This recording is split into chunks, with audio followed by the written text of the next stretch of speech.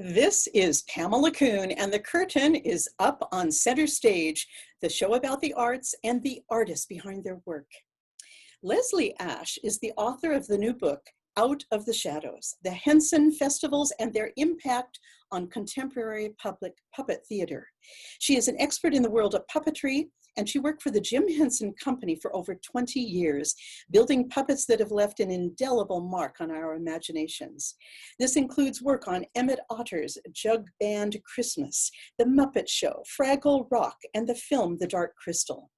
She served as director of exhibitions for Jim Henson Productions, curating and managing exhibitions worldwide.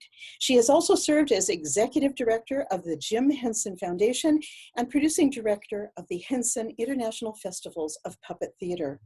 She co-curated the 5 Henson Festivals, working with numerous New York City theaters.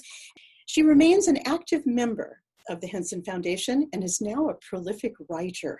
So I am not going to delay to welcome you. When you look back on your life, did you ever foresee that you would be in this fantastic world and doing what you've done so far?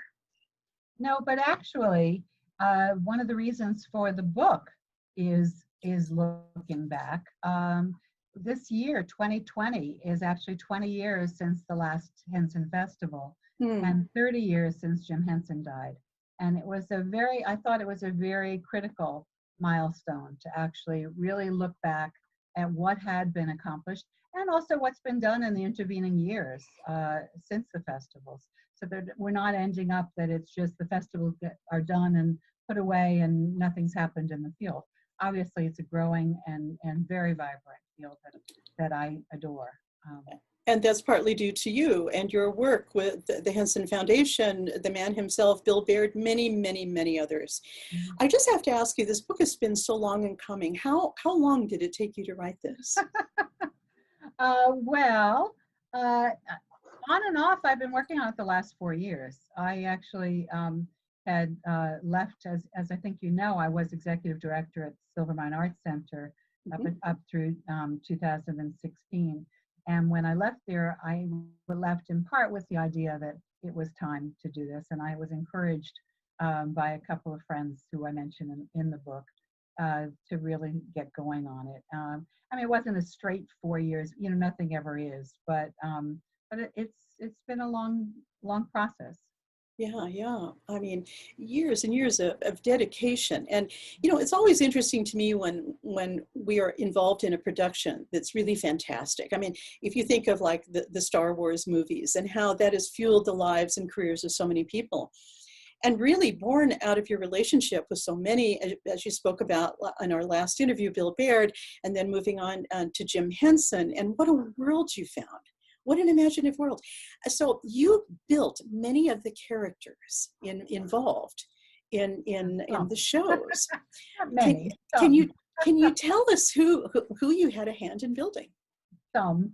Well, actually, you mentioned Emmett Otter, and that was really the start for me. I was interviewed to basically come in for a few months. This was supposed to be a short freelance gig, kind of turned into 24 years, but it was a short gig to come in and cast shoes because when I was working for Bill Baird, he did a lot of latex casting. And so I was brought in because I had that now, at that point, the expertise at a level that is shockingly simple compared to what has been done in the field since. It's almost embarrassing to say, but I was casting. So I was casting latex shoes because Jim had decided that in Emmett Otter, there would be, he never worked in marionettes, but there were going to be marionettes and you were going to see their feet, and then it just sort of exploded from there. So that's not exactly characters, but I made a lot of shoes. And I made a lot of little birds that go flying across with them going down singing in the boat. And then I made a lot of miscellaneous characters for Sesame Street and Muppet Show.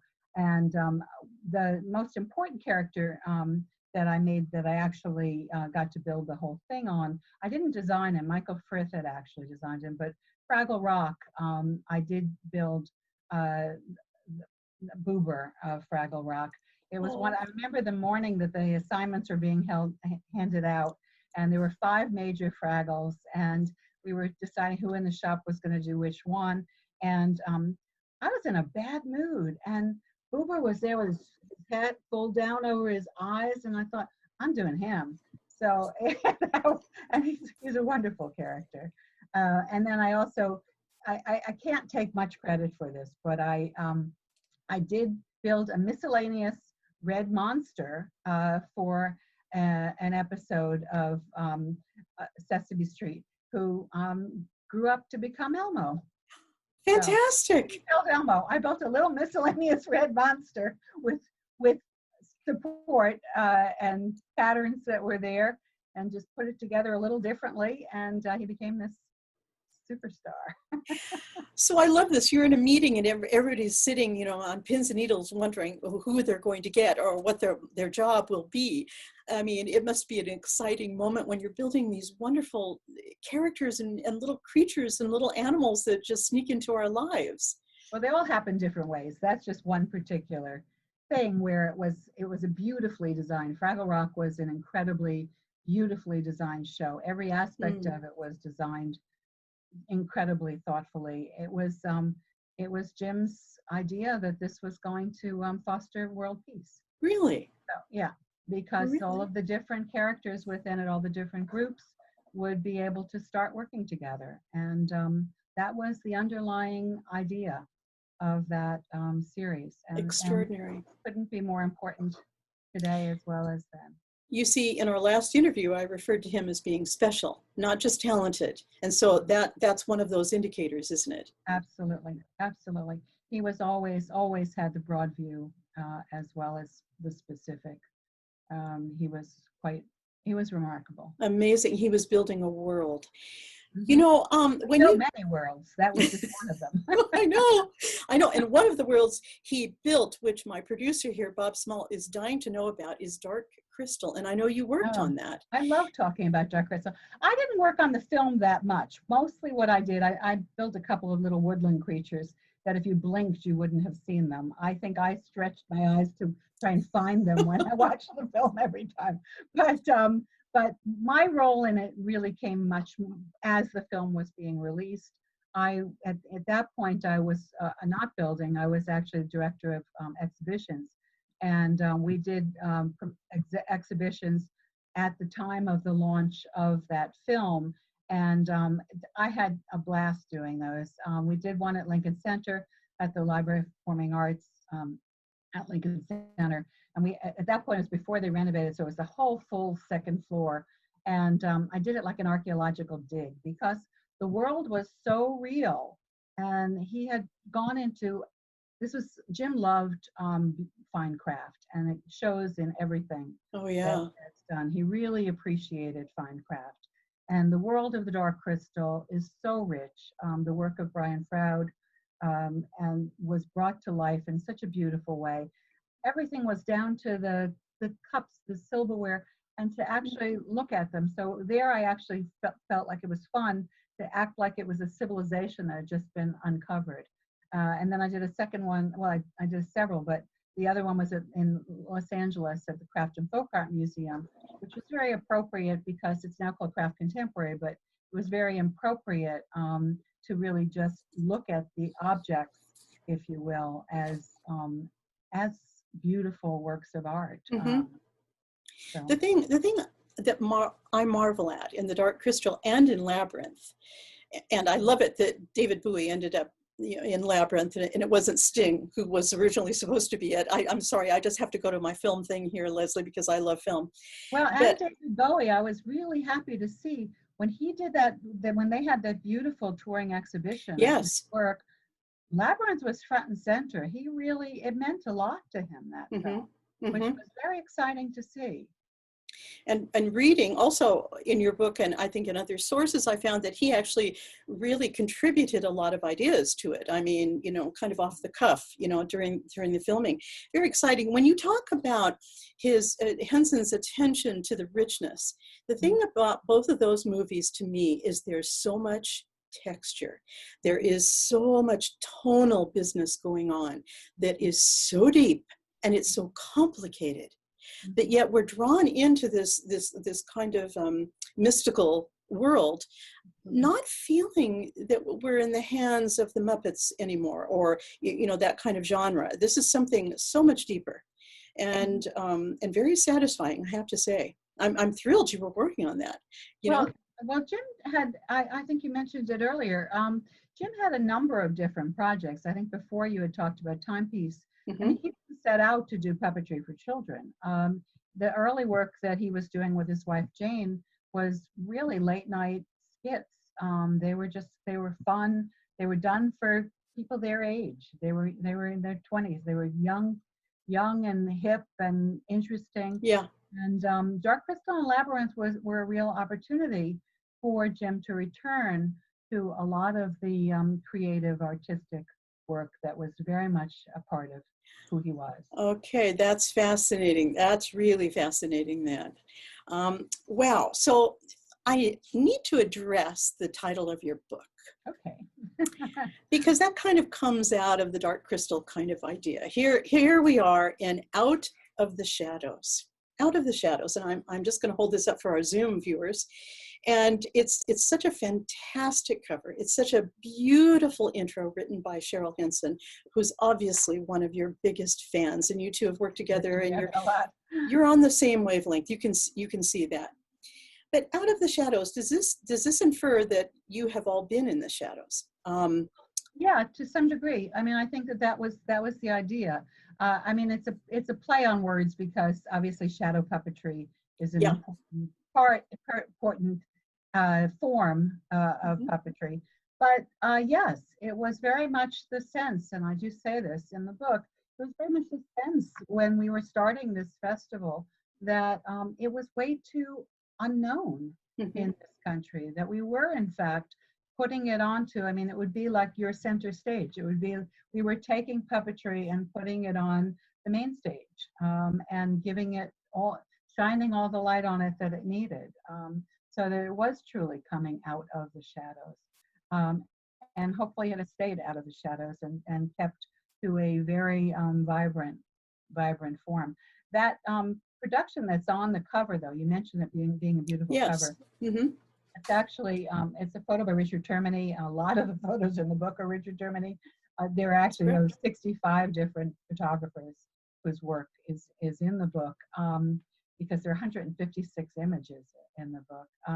But that particular show is a show called Peter and Wendy by Mabu Mines. And it still resonates as one of my favorites. It was just hauntingly beautiful. We talked about it.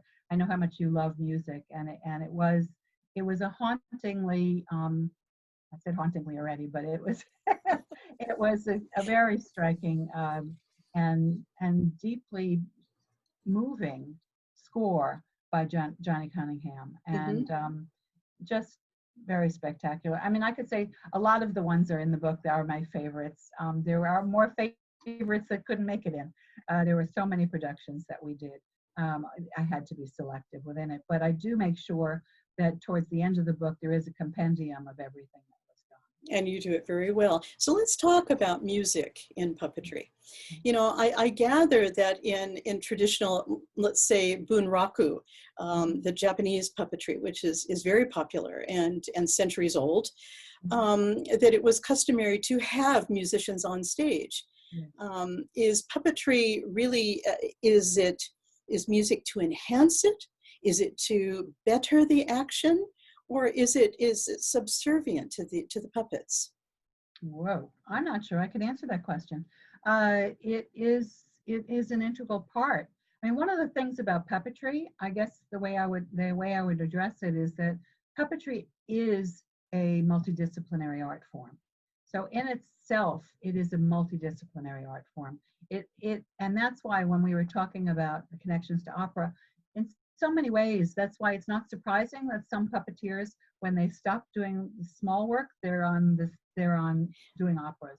Because like opera, there are all of the aspects of theater, including theater, all of the aspects of performing arts really are employed, performing and visual arts, because you're creating your own actors in this case. So the visual arts are incredibly important. You're having all of the movement and connections with them. And music is a major part. I mean, I think for different shows, the reason I stumbled a little bit about how to answer that is it's different for different works of art. For some, there are pieces of music that inspire an artist to then imagine what they would look like. Basil Twist's Symphonie Fantastique is an example of that. For others, the music is created to enhance the actual movement. And certainly you mentioned Japanese. If you think about also in Indonesia, the shadow puppetry, the gamelan is very much front and center on that and very much an integral part of it. So I think it really depends on the form that we're talking about. And certainly, as I hope I adequately show in the book, there's so many different forms and so many different ways that artists approach the field, that there's no really one answer to that question. This is interesting because I know when I attended the Anthony Minghella production of Madama Butterfly at the Metropolitan Opera, and I was so overwhelmed when I saw the part of the boy who he has no dialogue being done by the Bunraku puppets. I think this was the London group that came on.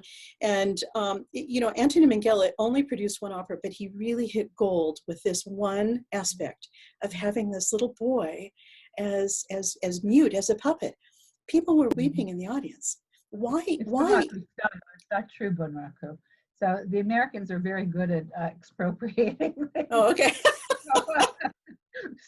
Okay. Clear, it wasn't Bunraku people doing that, but it was in fact wonderful American.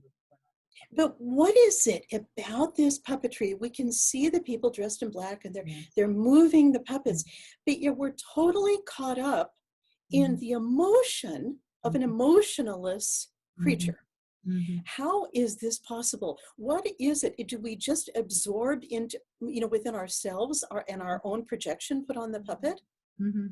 Well, yes, and yes. I mean, and there's all of these different, again, many different ways to answer that question. I think that what we often say, and what is said certainly in the book, is that it's a co-created act. The audience has to be willing to go along with this. The audience comes in and they see perfectly well it's an inanimate object. So the puppeteer is giving it life, but the audience is also buying into that agency. They're really understanding that and accepting. And there are many examples within the book where I show particular shows where I feel like that was most clear. I mean, just in terms of believing what you're seeing. There's one that I like to point to, Sandglass Theater. They created this horse out of a bunch of logs. They just hadn't built the horse yet. They were getting ready for doing a workshop version of it. And they said, well, this will have to do. Here's the wood pile. Let's take a few pieces. It is a magical moment in that show. Amazing. When that horse comes together. And there's nobody in that audience that doubts that it's a horse. And I think that's a particular power. And I think one of the pieces that we've also talked about before was Wojciech on the High Veld, which is Handspring Puppet Company, an extraordinary company. And for that piece, they were working with William Kentridge, who is obviously also an extraordinary artist. But there's one scene in that I think for me encapsulates the power of puppetry. You talked about emotion. I think giving form to emotion is one of the things that puppetry can do like nothing else. The scene is the puppet Wojciech is setting up the table, and he's putting first the spoon very methodically, spoon, cup, plate, and behind him, William Kentridge's animations are going nuts. I mean, they're just completely out of control. And that's what's going on inside of this character. And it becomes very, very clear as you're watching this, that you're watching both at the same time. and this dour look on the face of the puppet is extraordinary. Right. It just takes you to this pathos that's Mhm. almost indescribable. I'm also interested in the fact that Kentridge went on to use puppetry in all of the opera productions, most of them, to my knowledge, that he's done. That, and he is keen on the Berg, Wojciech, and Lulu. And I Mhm. think it's a beautiful kind of, I guess, a handprint, you know, Mhm. that he's carrying into everything. Mhm. Not unlike what Minghella did with Madame Butterfly, which is just, again, so interesting. It takes us out of ourselves for just a moment and shocks us enough to really go to another level.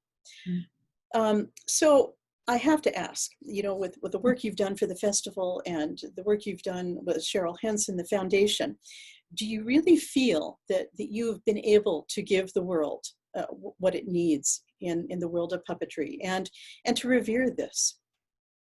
Well, is work ever done? No, work is No. never done. I feel that the festivals were incredibly important to the field, and for people who were able to see them and were able to experience them firsthand, or were performing in them, clearly that was hugely impactful in their Hmm. lives. And Hmm. I did many interviews with artists for the book, and they speak about that. Um, but its repercussions are not over. I think that the legacy of those festival years is still carrying on, and that's why I decided that the book, it wasn't too late to do it. It was time to really look back. Yes, it's 20 years later, with some perspective, and we're able to look at, I think the last two chapters really look at what are some of the artists uh, doing now who were in the festival, and then what are some of the institutions that have grown up, some directly linked to the times of the festivals, and some continuing on from those days, because it was very important to say, no, it's never done. But the foundation continues on, the Henson Foundation, now called the Jim Henson Foundation, for the last 30 years since he passed away. Their work continues, and I've been very honored to be a board member since You're 1984. you're So, still very much a part of and the family. yeah, and their work is incredibly important. And I do again, my hats off to Cheryl Henson for continuing that work and Mhm. continuing her own generosity as well. This is a beautiful thing. This is a beautiful thing.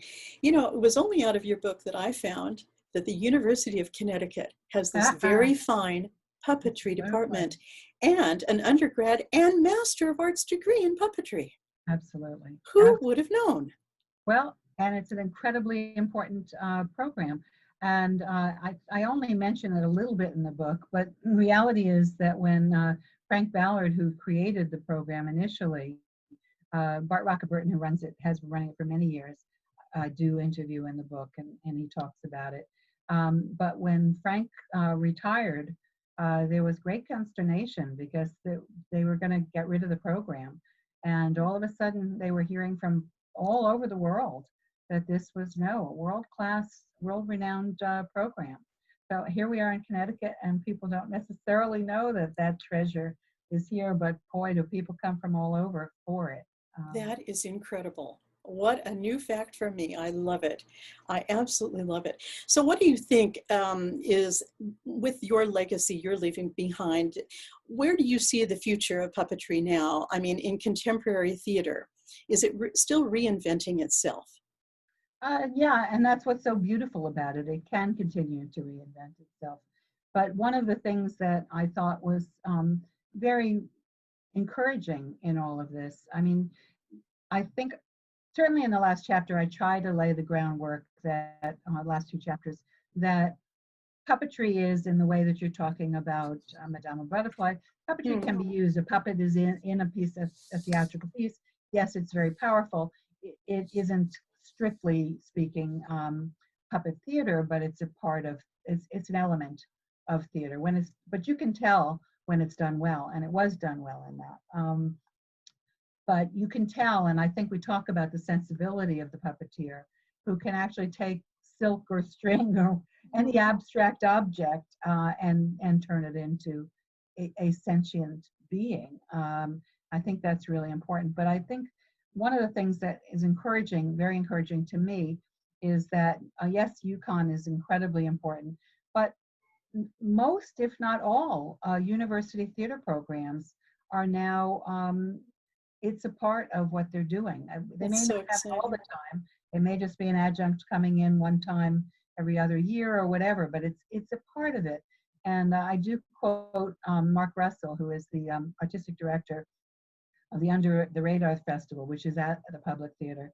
And he says that now, and he's talking about since the festival, now people know, the American theater knows that there is such a thing as serious puppetry. And That's this an is important piece and of it. this is thanks to Out you of the as well, shadows. Leslie Asch. That's an important piece of Out of the Shadows.